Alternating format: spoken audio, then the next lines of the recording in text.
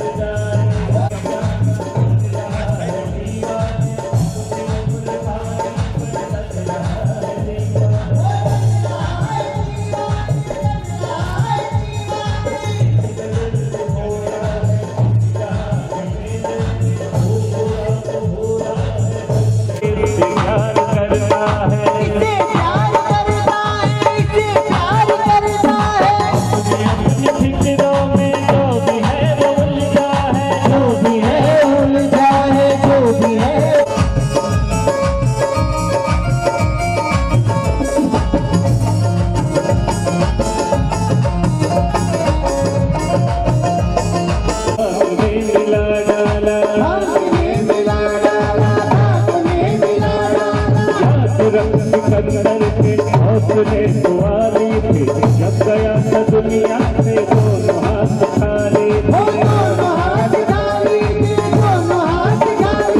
अब न वो हलाकू है और न उसकी साथी है, जंग युवा औरत है और न उसकी हाथी है, जतन के चलते थे अपनी शान शौकत पर सब तक नहीं जलती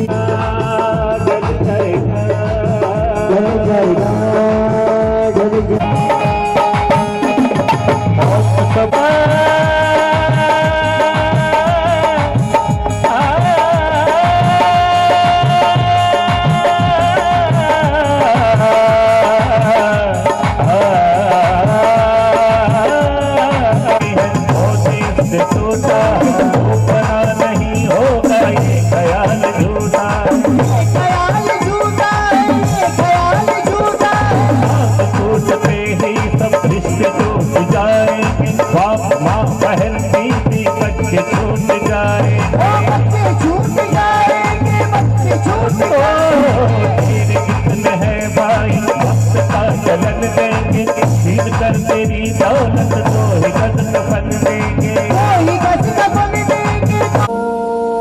भगवते वासुदेवा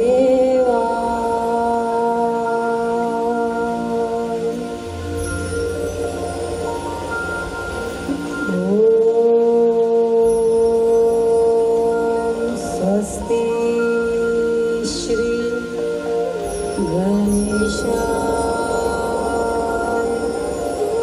नमः।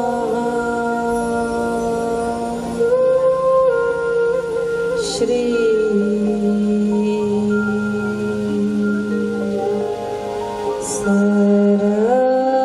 सरस्वते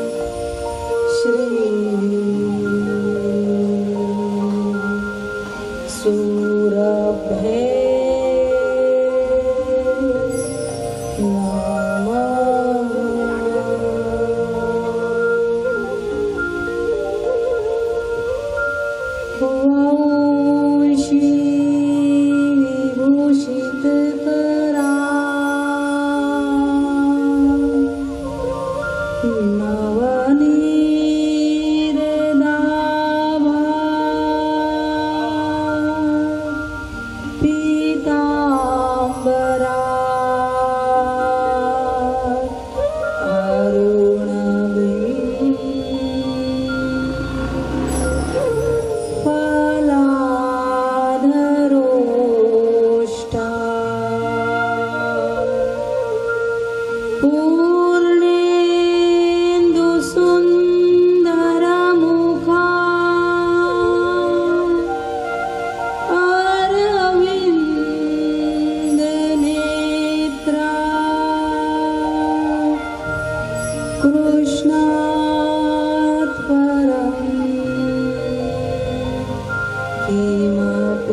यत् त्वमहं न जाने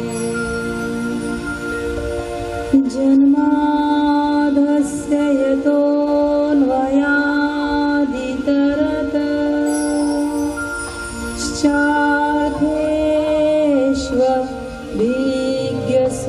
यतोऽन्वयादितरतश्चार्थेष्वभिज्ञस्वराट् तेने ब्रह्म हृदयाय आदि कवये मुह्यन्ति यत् सूरयः तेजो वारिमृदा यथा विनिमयो यत्र त्रिसर्गो मृषा धाम्ना स्वेन सदा निरस्तकुहकम् सत्यं परं धीमहि ॐ सत्यं परं धीमहि ॐ सत्यं परं धीमहि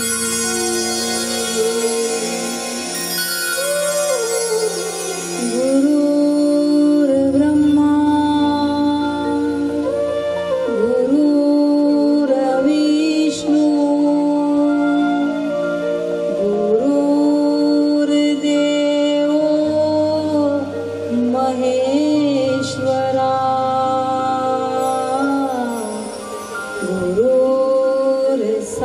गुरुर्साक्षात् परब्रह्म तस्मै श्री गुरुवे नमः तस्मै श्री गुरुवे नमः तस्मै श्री गुरुवे नमः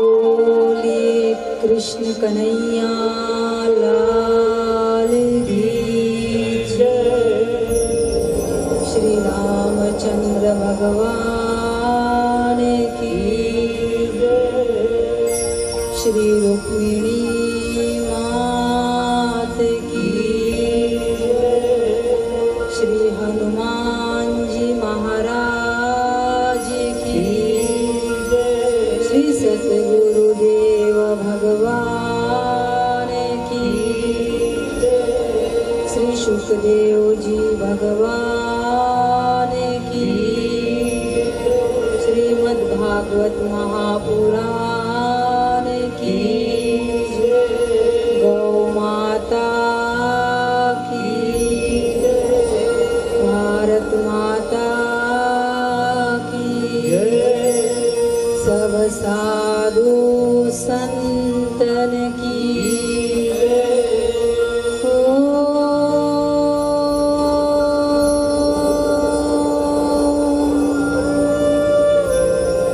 नमः पार्वती पतये हर हर महादेव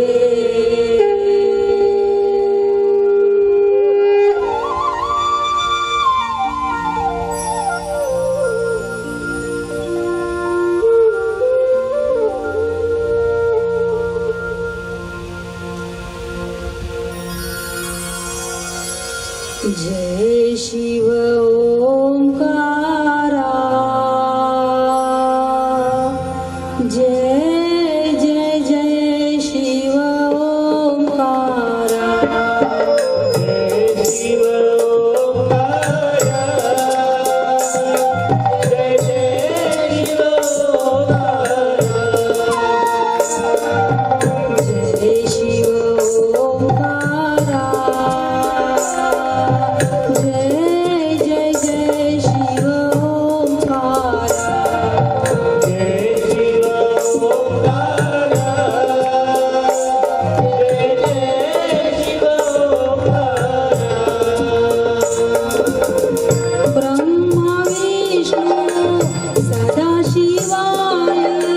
ब्रह्मा विष्णु सदा शिवाय ब्रह्मा विष्णु सदा शिवाय ब्रह्मा विष्णु सदा शिवाय हर हर हर हर महादेवाय हर हर हर हर महादेवाय हर हर हर हर महादेवाय हर हर हर हर महादेवाय जय शिव ओंकारा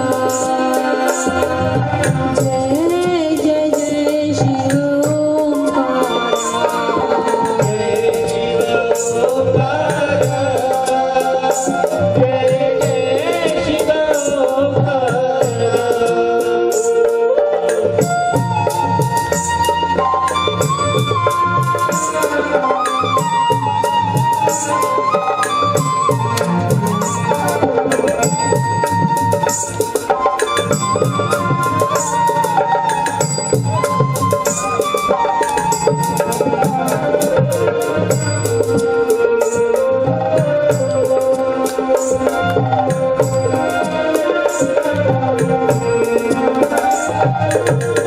ब्रह्मा विष्णु सदा शिवाय ब्रह्मा विष्णु सदा शिवाय ब्रह्मा विष्णु सदा शिवाय ब्रह्मा विष्णु सदा शिवाय हर हर हर हर महादेवाय हर हर हर हर महादेवाय हर हर हर हर महादेवाय हर हर हर हर महादेवाय ब्रह्मा विष्णु सदा शिवाय ब्रह्मा विष्णु सदा शिवाय ब्रह्मा विष्णु सदा शिवाय ब्रह्मा विष्णु सदा शिवाय हर हर हर हर महादेवाय हर हर हर हर महादेवाय जय शिव ओंकारा जय जय जय शिव ओंकारा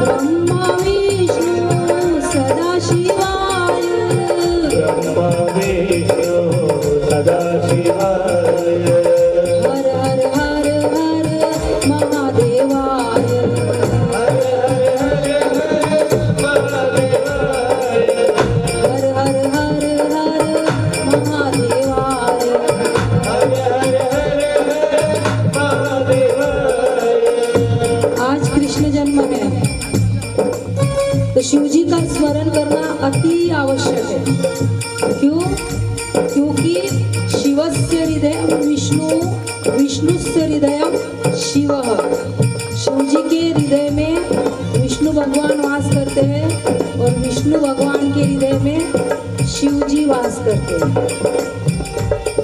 शिव जी राम और कृष्ण को अपना स्वामी भी मानते हैं, सेवक भी मानते हैं, सखा भी मानते हैं। राम और कृष्ण शिव जी को अपना स्वामी भी मानते हैं, सेवक भी मानते हैं, सखा भी मानते हैं। दोनों एक दूसरे के स्वामी भी है, एक दूसरे के सेवक भी है, एक दूसरे के सखा भी है। इसीलिए कृष्ण को प्रकट करना है। कृष्ण क्या है? कृष्ण कृष्ण प्रीति है, कृष्ण प्रीति, राम नीति और शिव विरक्ति, वैराग्य की देवता है ना भगवान शंकर। जब तक विरक्ति नहीं तब तक नीति नहीं, जब तक नीति नहीं तब तक प्रीति नहीं, जब तक विरक्ति का प्रवेश नहीं तब तक नीति हमारे जीवन में नहीं आ सकती। वैराग्य आएगा तो ही हम नीति से जी सकते, और नीति आई तो ही प्रीति यानी प्रेम हमारे भीतर प्रवेश कर सकता है। इसलिए आज यदि कृष्ण का प्रकटीकरण करना है तो प्रेम से ताली बजाते हुए जय शिव ओंकार, जय जय जय शिव ओंकार,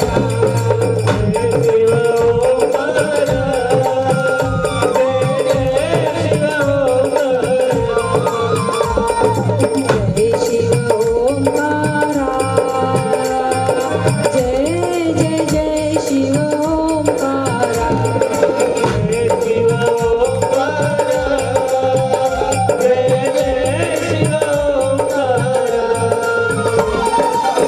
ब्रह्मा विष्णु सदा शिवाय,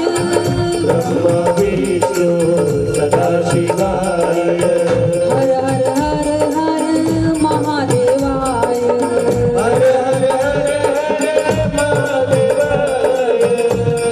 हर हर महादेवाय, ब्रह्मा विष्णु सदा शिवाय, हर हर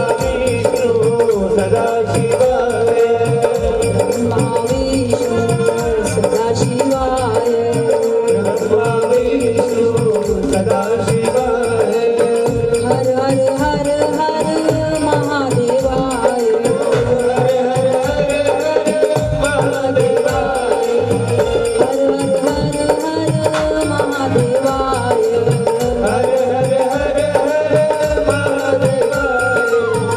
शिव ओंकारा,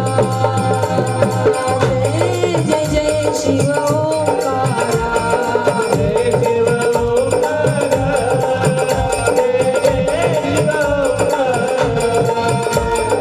ओम शिव जय शिव परात्परा शिव, ओंकारा शिव तव शरणम, ओम शिव जय शिव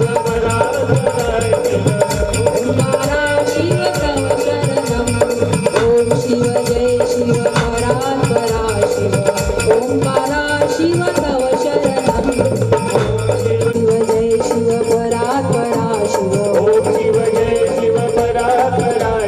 ओंकारा शिव तव शरणम, ओंकारा शिव तव शरणम, ओम शिव जय शिव परात्परा शिव, ओम शिव जय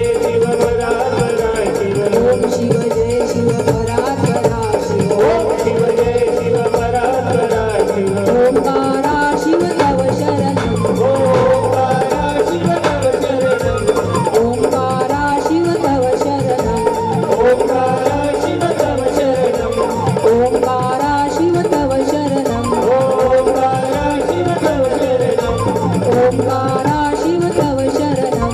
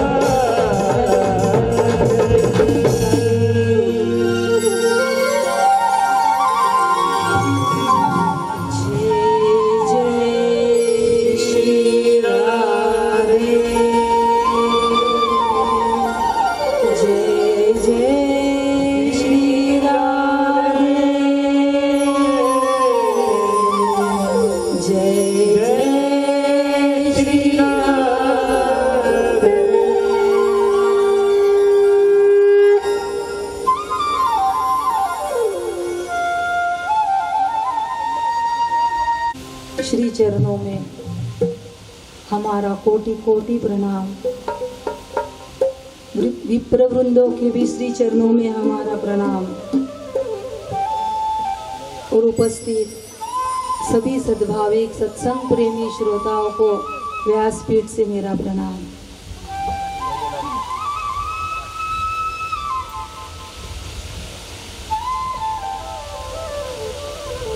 वैदिक वाङ्मय का सर्वोच्च सद्ग्रंथ श्रीमद् भागवत महापुराण आज चतुर्थ दिवस की कथा। चतुर्थ दिवस की कथा में आप हम सभी प्रवेश करें। कल हमने नरसिंह भगवान का प्रकटीकरण इसकी कथा श्रवण की और कैसे नरसिंह भगवान ने हिरण्यकशिपु का वध किया और कैसे हिरण्यकशिपु ने जो जो वरदान मांगे थे उस वरदान के स्वरूप उसके अनुरूप बराबर भगवान ने उसका वध किया। हिरण्यकशिपु ने कहा था कि न दिन में मरूं न रात में मरूं, तो बराबर संध्या के समय न दिन था न रात थी, न सजीव से न निर्जीव से, तो नाखून सजीव भी नहीं होते और निर्जीव भी नहीं होते। सजीव कहो तो काटने पे तकलीफ नहीं और निर्जीव कहो तो बढ़ते हैं।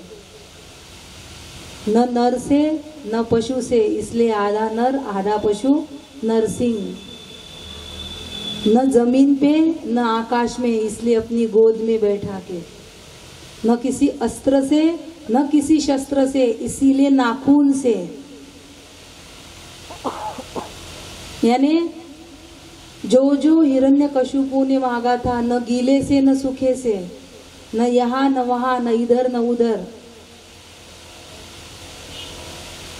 और एक वरदान हिरण्यकशिपु ने मांगा था जो भागवत में तो नहीं लिखा है, लेकिन अन्य ग्रंथों में इसका वर्णन आता है कि हिरण्यकशिपु ने ब्रह्मा जी से ये भी वरदान मांगा था कि आपके जो 12 महीने बनाए हैं, इन 12 महीनों में मैं नहीं मरूं। ये जितनी भी है ना हमारे श्रावण भादो अश्विन कार्तिक मार्गशीर्ष, ये जितने भी 12 महीने हैं, जनवरी फरवरी, तब तो जनवरी फरवरी नहीं थी।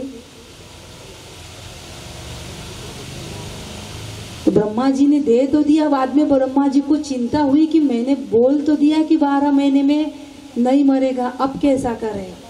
तो ब्रह्मा जी गए श्रीमन नारायण के पास, प्रभु मैंने वरदान तो दे दिया लेकिन अब कैसा। तो भगवान ने कहा ब्रह्मा जी से, ब्रह्मा जी आप चिंतित मत होइए, 12 महीने नहीं तो क्या हुआ, एक अधिक बढ़ा देंगे, एक अधिक महीना बढ़ा देंगे। तो कहते हैं हर साल में के 10-10 दिन बचते हैं और बराबर 3 साल के बाद एक अधिक मास आता है। अभी होके गया, इस बार अश्विन में आया था। तो बराबर तो भगवान ने ब्रह्मा जी के वरदान की लाज रखने के लिए एक अधिक महीना बढ़ा दिया, जिसे हम अधिक मास, पुरुषोत्तम मास, मल मास कहते हैं। अधिक मास में हिरण्यकशिपु का वध हुआ था, ऐसा अन्य शास्त्रों में वर्णन मिलता है, भागवत में नहीं है। भगवान ने हिरण्यकशिपु का वध तो कर दिया, लेकिन भगवान का आवेश शांत नहीं हो रहा था, क्योंकि नरसिंह भगवान का अवतार आवेश अवतारी है, आवेश अवतारी। तो अब कौन भगवान का क्रोध शांत करे। सारे देवताओं ने कहा लक्ष्मी जी से, माता लक्ष्मी ये आपके ही स्वामी है, अब श्रीमन नारायण का ही अवतार है नरसिंह भगवान, ये आपके स्वामी है, तो आप जाइए। स्वाभाविक है पति का क्रोध पत्नी को देख के थोड़ा शांत हो जाए, तो आप जाइए सामने। माता लक्ष्मी बोले मेरे स्वामी ऐसे नहीं है, मेरे स्वामी तो सर्वांग सुंदर, बड़े शांताकारम है, शांताकारम भुजग शयनम, ये इतने क्रोध वाले मैंने मेरे स्वामी तो कभी देखे नहीं है, इसलिए मेरी भी हिम्मत नहीं हो रही है जाने की। माता लक्ष्मी जी ने भी साफ मना कर दिया, अब कौन जाए। तो ब्रह्मा जी ने भक्तराज प्रहलाद जी से कहा कि बेटा आपके लिए भगवान प्रकट हुए हैं, आप ही जाइए और आप ही प्रभु का क्रोध शांत कीजिए। तो कहते हैं 5 वर्ष के प्रहलाद जी प्रभु के सामने बड़े विनीत भाव से जाते हैं, प्रभु के चरणों में दंडवत प्रणाम किया। भगवान ने प्रहलाद जी को उठाया, अपने हृदय से लगाया, अपने गोद में बैठाया और सिर से हाथ घुमाते हुए बोले, बेटा बहुत कष्ट हुआ तुझे, बहुत तकलीफ हुई तुझे, मैंने बहुत देरी कर दी आने में। भगवान कह रहे भक्त से कि मैंने बहुत देरी कर दी बेटा आने में, तुझे बहुत कष्ट का सामना करना पड़ा। मैं वचन देता हूँ तुझे, भगवान कह रहे हैं मैं तुझे वचन देता हूँ कि आज के बाद मैं तेरे वंश में किसी का वध नहीं करूँगा, तेरे वंश में किसी का वध नहीं करूँगा। भगवान वचन देते हैं। और कहते हैं हम होली के बाद में जो धूलिवंदन मनाते हैं ना, धूलिवंदन क्यों मनाते हैं? क्योंकि होली के दिन होलिका यानी प्रहलाद जी की बुआ हिरण्यकशिपु की बहन वो जल के भस्म हुई थी। जैसे यानी बुराई का नाश हुआ था, बुराई भस्म हुई थी, इसीलिए धूलिवंदन यानी भक्त के धूलि को हम वंदना करते हैं, उसी का नाम है धूलिवंदन। कि भक्तराज प्रहलाद की धूलि, ऐसा भक्त कि जिसके लिए भगवान प्रकट हुए, ऐसे भक्तों की धूलि भी अति पावन से पावन होती है, उनकी चरण रज भी, इसलिए धूलि वंदन, उस धूलि को हम वंदन करते हैं, धूलि वंदन। और भगवान ने कहा बेटा मैं तुम पे बहुत प्रसन्न हूँ। प्रहलाद जी से कह रहे तुम मुझे कुछ भी वरदान मांग लो, मैं तुम्हारे भक्ति से मैं इतना प्रसन्न हूँ कि तुम मुझे कुछ भी वरदान मांग लो मैं दूंगा। और ध्यान से सुनना मेरे भाई बहन, ध्यान से सुनना, सब कुछ करना, यदि हमें भगवान मिल जाए ना, यदा कदा मिल जाए, सब कुछ करना, लेकिन भगवान को कुछ भी और कुछ भी मत मांगना। सब कुछ करना लेकिन भगवान से कुछ भी मत मांगना। यदि हम भगवान से कुछ मांगेंगे ना तो बहुत धोखे का सौदा करेंगे, बहुत धोखे का सौदा। क्यों? क्योंकि मांगा किसे जाता है? मांगा किसे जाता है? मांगा उसे जाता है कि जिसको पता ही नहीं कि हमें क्या चाहिए। मांगा किसे जाता है? जिसको पता नहीं कि हमें क्या चाहिए, और जिसको पता ही नहीं कि हमें क्या चाहिए, वह कुछ भी हो जाए लेकिन भगवान नहीं हो सकता। हो सकता है क्या वो भगवान? क्योंकि भगवान तो सर्वंतर्यामी है, उसे तो पता ही रहना चाहिए कि हमें क्या चाहिए। वह कुछ भी हो जाए लेकिन भगवान नहीं हो सकता। फिर हम क्यों मांगते हैं भगवान से? क्यों उसे अपनी नजरों में हम छोटा करते हैं? क्यों? हम पूजा करते रहे, भक्ति उसका स्तवन गाए, उसकी स्तुति गाए, वंदना करे, सब कुछ करते रहे, लेकिन उसे कुछ भी न मांगे। अगर मांगेंगे तो उतना ही मिलेगा कि जितना हमने मांगा है, उतना ही मिलेगा। और यदि पूजा करते रहे और मांगा नहीं तो वह अपने स्तर से देगा, और इतना देगा कि जिसकी हमने कभी कल्पना भी नहीं की होगी, जो सोचा भी नहीं होगा हमने, इतना देगा। क्योंकि हमारे मांगने का अपना स्तर है, उसके देने का अपना स्तर है। और वैसे भी हमारे संत महापुरुष क्या कहते हैं? हमारे संत महापुरुष कहते हैं कबीरा वो नर मर चुके। ध्यान से सुनना एक एक दोहा। कबीरा वो नर मर चुके जो नर मांगन जाए। कबीरा वो नर मर चुके जो नर मांगन जाए, उससे पहले वो मरे जा मुख निकसत ना है, यानी जिसके मुंह से नहीं निकलता उससे पहले वो मरे। ये कबीर जी के वचन है। मांगन मरण समान है, मत मांगो कोई भीख, मांगन से मरना भला यह सदगुरु की सीख। मत मांगो। हाँ, किसी परहित के लिए मांगना है तो ठीक है, लेकिन अपने तन के काज मत मांगो। मांगन मरण समान है, अपने तन के काज, परहित के लिए मांगना मन मत राखो लाज। ये भी हमारे संत ही कहते हैं।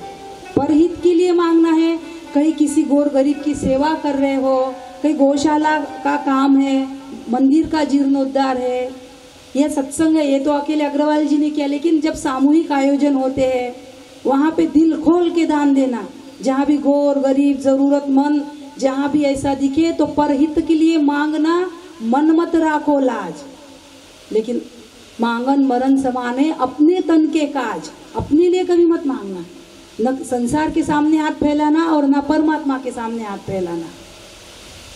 और मांगना ही है तो बस। और हमारे तुकाराम जी महाराज भी कहते काही मांगणे आम्हा अनुचित, हेची दान देगा देवा तुझा विसर न व्हावा, तुझा विसर न व्हावा। गुण गाईल आवडी हेची माची सर्व जोडी, न लगे मुक्ती धन संपदा संत संग देई सदा।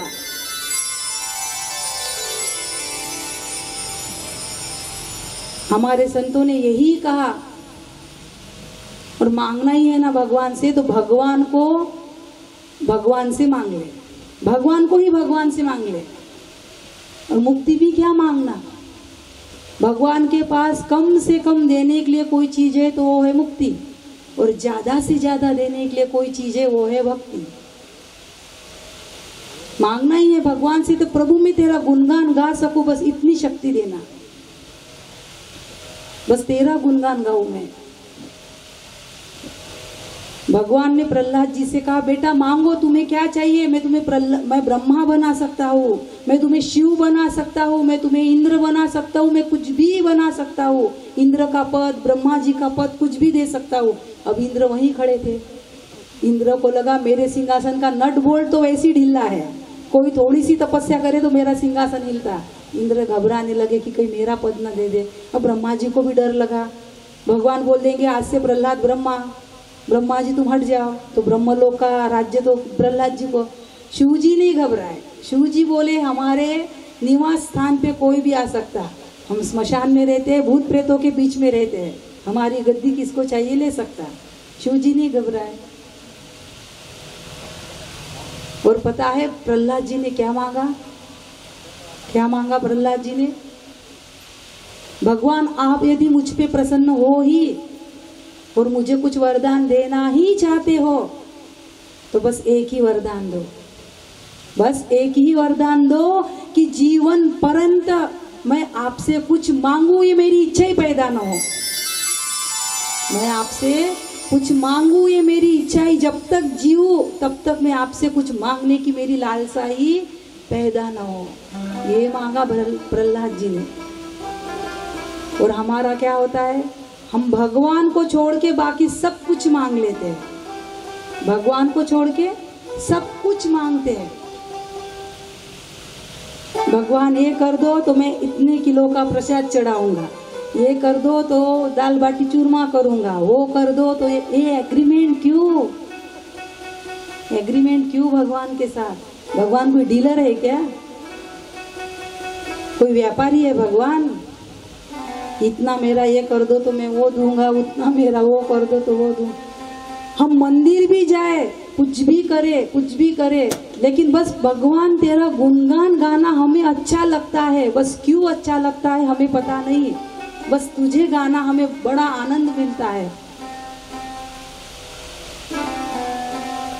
बस इतना करे हम, बाकी कुछ भी नहीं मांगे, बस इतनी मेरी स्थिति बना दे। हमने उस दिन कहा था ना कि माझिया देहाची मज नवे चाड, उठे करू कोड़ा निकाची, मेरी ऐसी स्थिति बना दे।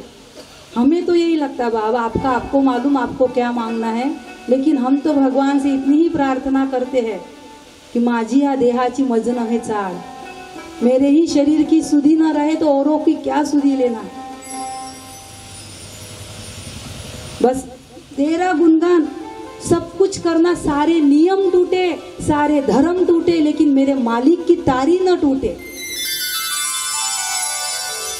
कुछ भी बस तुझे गाना हमें पसंद है, तुझे याद करना हमें बड़ा आनंद आता है। हम इतने एग्रीमेंट करते हैं भगवान के साथ में, हम तुझे वो चढ़ाएंगे, सोने का छप्पर चढ़ाएंगे, सोने का मुकुट। अब हमें बताइए, जिसकी लक्ष्मी ही चरण दबा रही हो, जिस विष्णु की नारायण की लक्ष्मी चरण चेपती हो, उसे ये हमारे पैसे उसको रिझा सकते हैं क्या? अरे भारत का पैसा विदेश में नहीं चलता, यहाँ की करेंसी वहाँ चेंज करनी पड़ती, वैकुंठ में चलेगा क्या हमारा पैसा?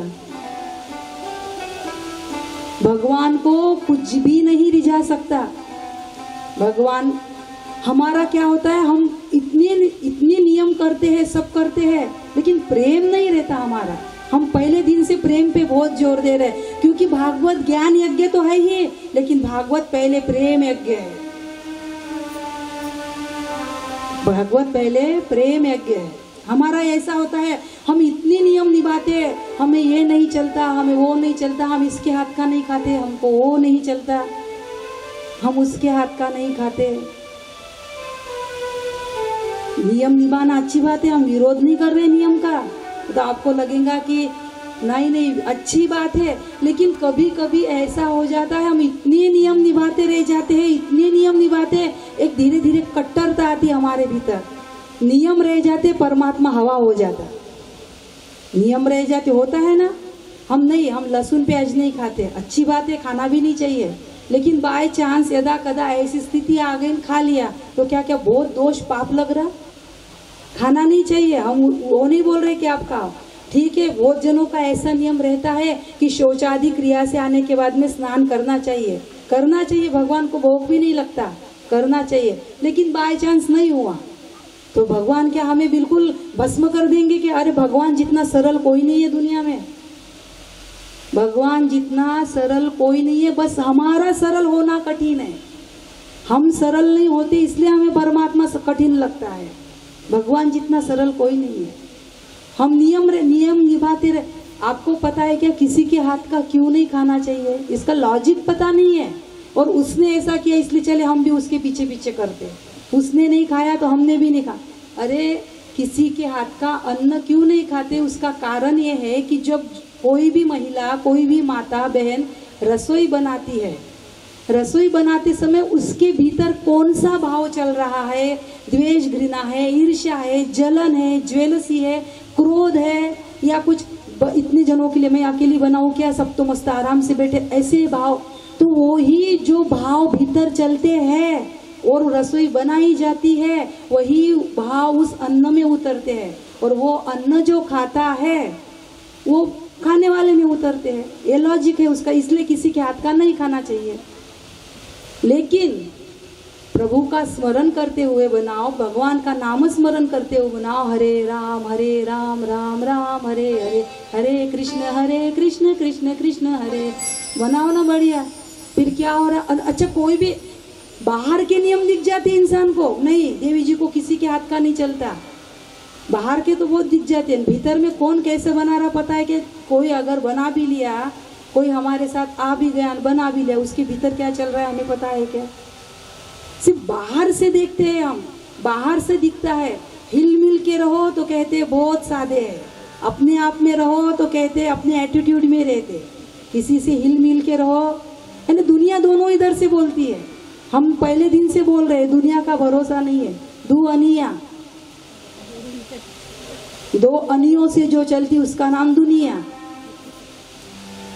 इसीलिए बस भगवान का भजन करो और बिना मांगे, कोई अपेक्षाकृत नहीं, निष्काम भाव से, निष्कपट भाव से मात्र भगवान का भजन करते रहो। भगवान देगा, अपने स्तर से बहुत देगा। और ध्यान रखना, भगवान अगर रिश्ता है ना तो केवल प्रेम से रिश्ता है, केवल भाव से रिश्ता है। कल हमने देखा विदुर जी के प्रसंग में कि प्रबल प्रेम के पाले पढ़कर प्रभु को नियम बदलते देखा। प्रबल प्रेम के पाले पढ़कर आज तक आपको शास्त्रों में ऐसा कोई एक उदाहरण नहीं मिलेगा कि भगवान बिना प्रेम के रिझे हो गए।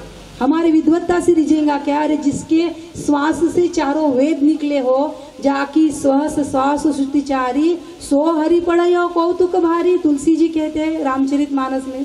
जिस भगवान के वेद श्वास से चारों वेद निकले, उसे क्या हमारी 4 किताबों का ज्ञान रिझा सकता है?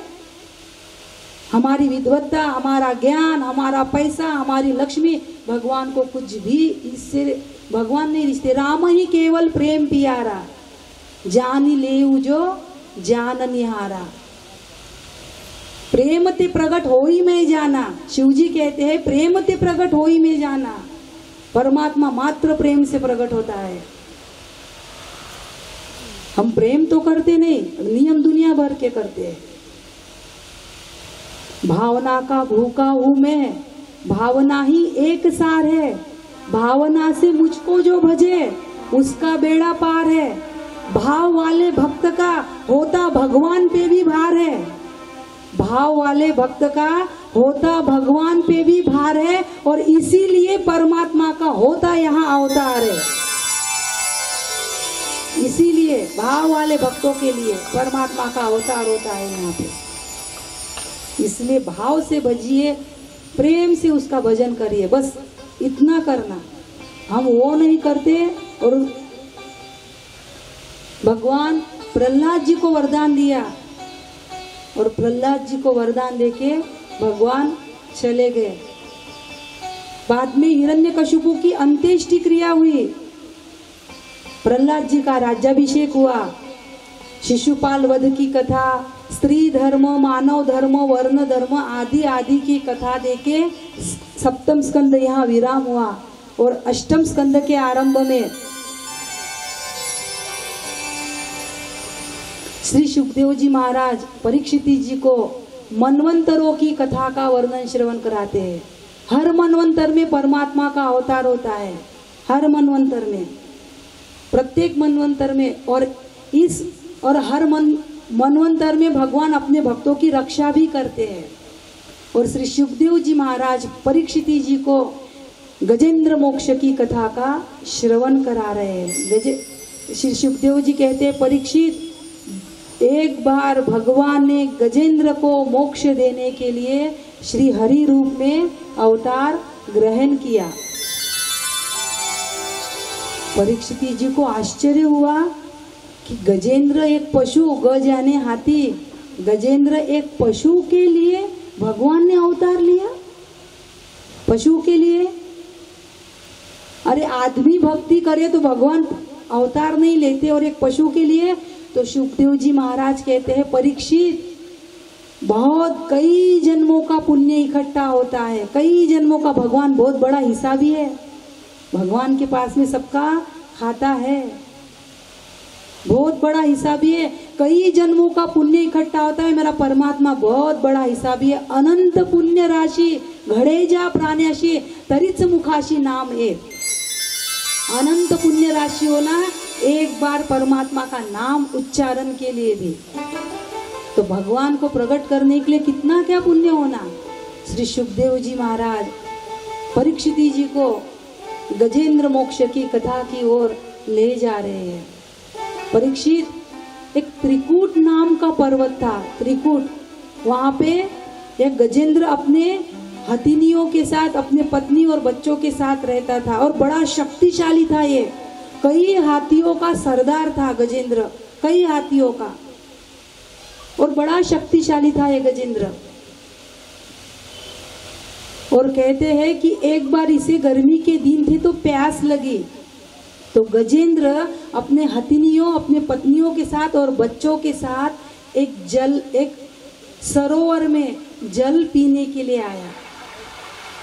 और जैसे ही गजेंद्र ने थोड़ा सा जल पिया, जल बड़ा शीतल था, निर्मल मधुरतम जल था। तो गजेंद्र ने थोड़ा अच्छा लगा तो एक पैर डाला उसमें, जल बड़ा मीठा मधुर शीतल लगा तो उसमें एक पैर डाला गजेंद्र ने। और जैसे ही पैर डाला तो और अच्छा लगने लगा, तो गजेंद्र अपने पत्नियों और बच्चों के साथ में जल क्रीड़ा करने लगा, जल विहार करने लगा। यानी ये घटना हमसे नहीं जुटती क्या?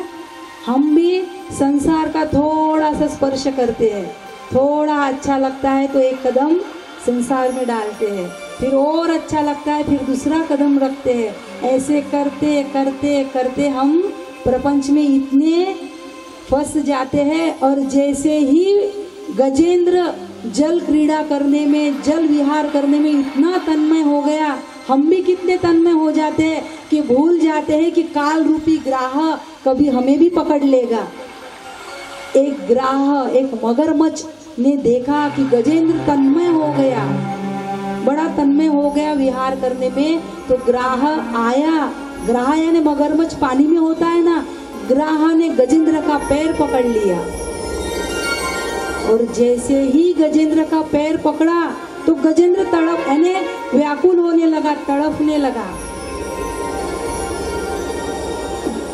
गजेंद्र की 50 पत्नियां थी और 150 बच्चे थे।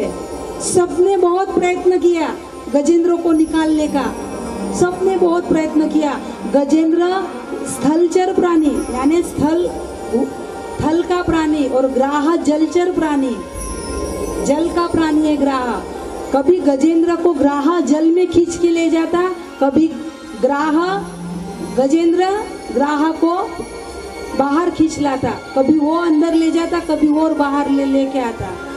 घमासान युद्ध होते रहा, और भागवत में लिखा है कि 1000 वर्ष तक युद्ध होते रहा, 1000 वर्ष तक ग्राह और गजेंद्र का 1000।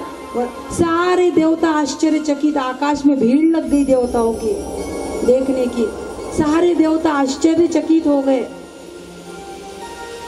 ग्राह तो जलचर था, इसलिए ग्राह की शक्ति बढ़ने लगी, ग्राह की शक्ति बढ़ने लगी, और गजेंद्र की शक्ति क्षीण होने लगी, जाने लगी गजेंद्र की, क्योंकि गजेंद्र जल का प्राणी नहीं है। बार बार जल में खींचे जाने से उसकी शक्ति क्षीण होने लगी, इंद्रियां शिथिल पड़ने लगी। सारे उसकी बीवियों ने, बच्चों ने बहुत उसे निकालने का प्रयत्न किया, खींच खींच के बहुत निकालने का प्रयत्न किया, लेकिन निकाल नहीं पाए। तो बीवी बच्चे सब एक एक करके साथ छोड़ के जाने लगे। गजेंद्र पुकारता रहा, लेकिन सारे बीवी बच्चे जाने लगे। तब गजेंद्र क्या कहता है? गजेंद्र कहता है, तब गजेंद्र ने परमात्मा को पुकारा। गजेंद्र के सब छोड़ के चले गए गजेंद्र को, बीबी बच्चे दोस्त सखा सारे उसके सरदार सब छोड़ के चले गए। तब गजेंद्र कहता है, बात समझ में आई अब हमारी, झूठी है सारी दुनियादारी। बात समझ में आई अब हमारी, झूठी है सारी दुनियादारी। बात समझ में आई अब हमारी, झूठी है सारी दुनियादारी।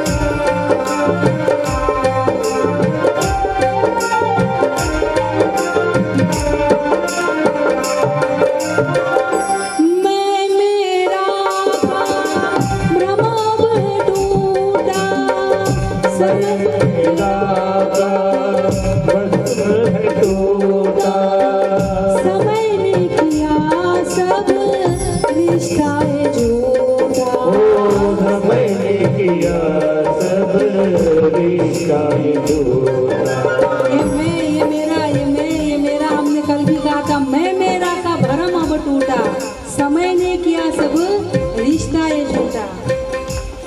कठिन समय ऐसा कौन कामास येते, जो कठिन समय में काम आया वही हमारा सच्चा मित्र है।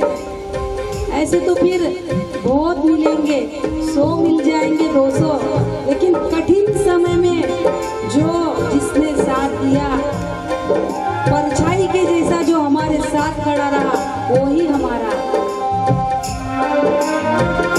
मैं मेरा का भरम अब है टूटा, समय ने किया सब रिश्ता है झूठा। ओ मैं मेरा का भरम अब है टूटा, समय ने किया